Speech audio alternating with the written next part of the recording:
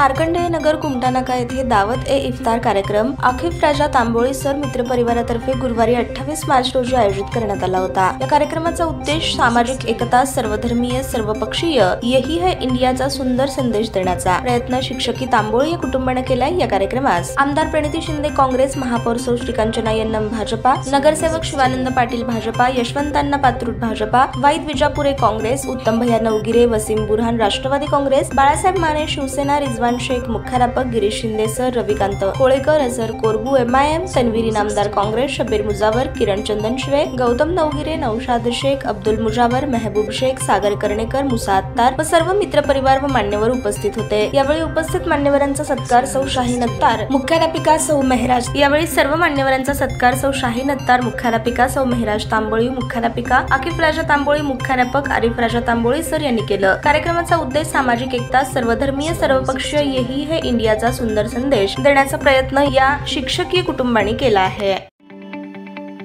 ताज्या बातम्या पाहण्यासाठी प्राईम महाराष्ट्र न्यूज चॅनलला सबस्क्राईब करा।